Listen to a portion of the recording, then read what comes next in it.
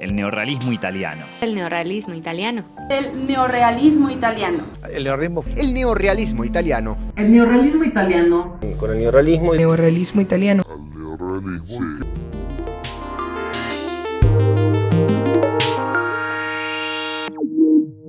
Durante el régimen fascista, Italia tuvo una fuerte industria fílmica impulsada principalmente por el Estado, ya que el mismo Duce consideraba al cine como una poderosa arma propagandística y un medio importante para el triunfo del fascismo. Antes de la llegada de la Segunda Guerra Mundial, Mussolini, conocido como el Duce o el Guía, se alió con su par alemán Adolf Hitler, por entonces en pleno ascenso con el nazismo. El gobierno fascista le prestó atención al cine, pero para sus propios intereses. Por un lado, durante esa época fueron construidos más estudios de cine, incluyendo el mítico Cinecittà y el Centro Experimental de Cinematografía de Roma, la escuela de cine más antigua de Europa. Sin embargo, las películas eran de carácter propagandístico o entretenimiento sin sustancia. Se hicieron documentales que exaltaban las bondades del régimen imperante e incitaban a pregonar esas doctrinas, y para entretener fácilmente a las masas, tuvieron su apogeo las denominadas películas de teléfonos blancos, y como alternativa al cine del fascismo, afloró una nueva corriente cinematográfica, un movimiento originado en parte por profesores y estudiantes del Centro Experimental. En vez de dejarse maravillar por la propaganda y el entretenimiento, se propusieron contar historias con personajes reales que retrataran la tristeza que les tocaba padecer utilizando las cámaras y los recursos disponibles. De esta manera nació el neorrealismo italiano.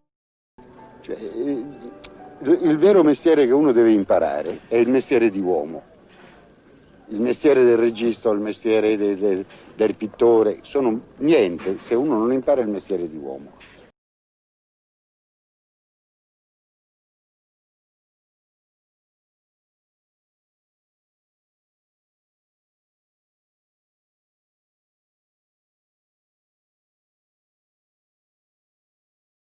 Pero esta es la primera, la que, digamos, da comienzo a todo este movimiento. Se llama Roma Ciudad Abierta. Y es una película que Rossellini empezó a escribir solo 2 meses, creo, luego de que se fueron los alemanes de Italia, ¿no? Rossellini, Visconti, De Sica y el guionista Cesare Sabatini, guionista de Milagro en Milán, que además fue el tipo que teorizó más sobre el neorrealismo y que puso un poco en circulación la palabra, fueron los nombres más importantes de este movimiento, no fueron los únicos.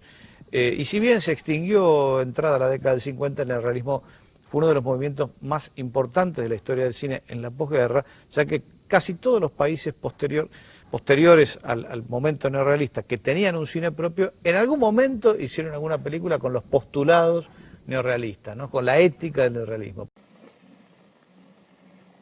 Pater nostro, qui es in cieli, sanctificetur nomen tuum.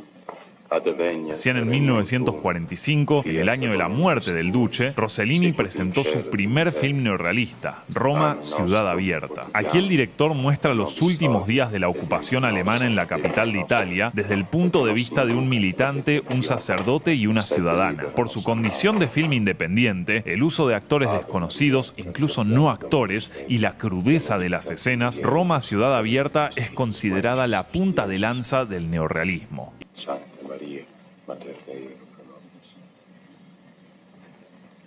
Santa Maria, Mater Dei, pro nobis. Peccatoribus, sicut levatum in Santa in seculum. Amen. Gloria Patri et Spiritus Sancti, sicut era in principio et nunc et semper et in saecula.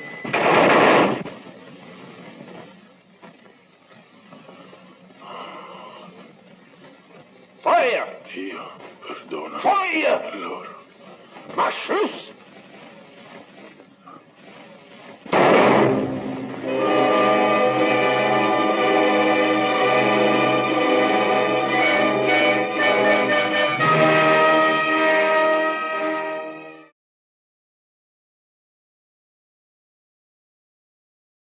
Molto gentile. Sono le 5:30 di mattina, ci troviamo in casa di Vittorio De Sica, che ha avuto solamente pochi minuti fa la conferma dell'Oscar al film da lui diretto, Il giardino dei finzi continui. Alle 4. Mr. Murray, addetto culturale degli Stati Uniti, riconosce il contributo estetico del realismo italiano. Consegna del diploma a Zavattini e Viola, soggettisti con Amidei e Franci di Sciusciai. Al produttore Tamburella la testimonianza del plebiscito di commozione suscitato dovunque. Tamburella gira gli applausi agli interpreti e all'operatore Brizzi. De Sica, regista, riceve le congratulazioni dell'ambasciatore. Gli Sciuscià sorridono.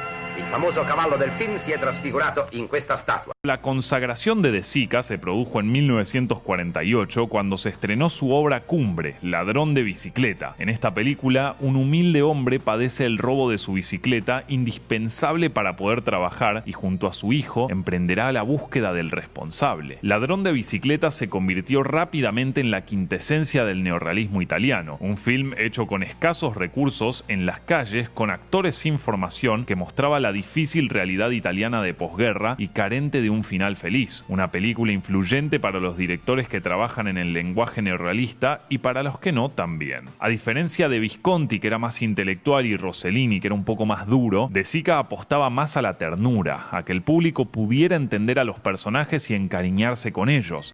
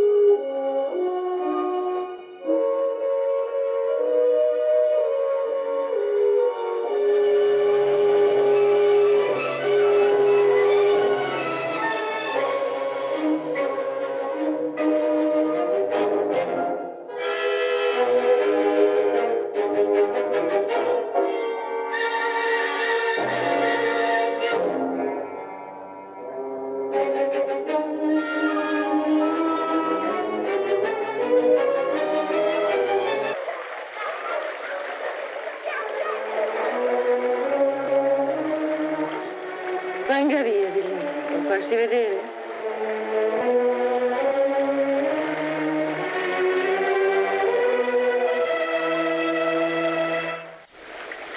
Ma non vede che si bagna tutto?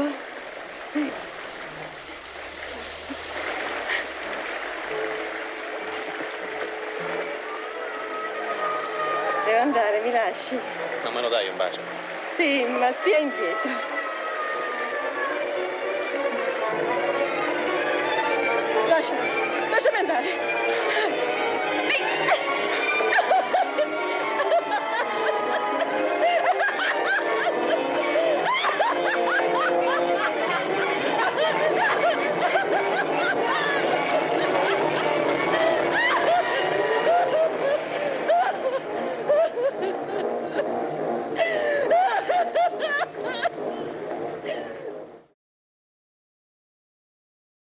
Una película de la Rosa Amargo se llama, que nosotros veíamos fotos, es muy típica la foto. Una foto. Una, es siempre la misma, ¿Qué es esa que aparecía foto? en todos los libros, pero no se podía ver esta película. Que A Rosa Amargo es una de las películas que están en el borde, porque el neorrealismo fue muy combatido en su versión original por el gobierno oficial.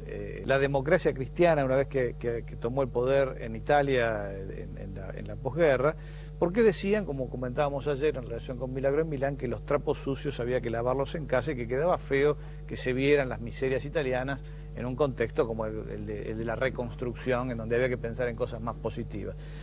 A Rosa Amargo está en el borde entonces porque es el intento de un productor como Dino De Laurentiis, que siempre fue un tipo que gastó muchísima plata en sus películas, por hacer algo que tuviese que ver con el neorrealismo y a la vez que apuntara un poco para el otro lado, y por eso Silvana Mangano. Sí, y tiene, no, pero aparte tiene de todo Rosa Amargo, porque tiene un contenido social que tiene que ver con estas obreras, digamos, de la cosecha de arroz, una pelea entre las que están afiliadas a un sindicato y las que no, las que luchan por tener los mismos derechos, una cuestión bien social Usted me dijo que Giuseppe De Santis era comunista. Giuseppe De Santis era comunista. Bueno, eso está, pero por otro lado tiene un montón de cosas que no tienen nada que ver con el neorrealismo, y de hecho la película es más bien medio como un pastiche, que funciona porque todos los elementos son buenos. O sea, es un drama, es neorrealista por esta cuestión que acabo de mencionar, es un film noir porque tiene una cosa fatalista, está Vittorio Gassman, muy joven.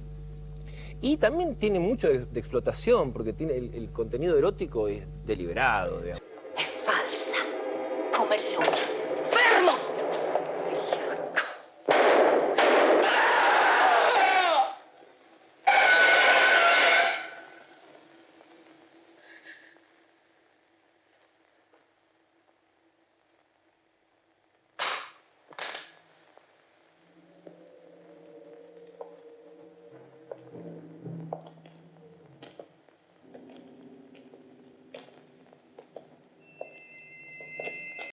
¿Usted se dio cuenta en ese momento de que estaba creando algo enteramente nuevo que iba a segnalare una epoca del cine? Avevo l'ambizione di fare Tenía qualcosa. usted esa ambición. Di fare qualcosa di nuovo.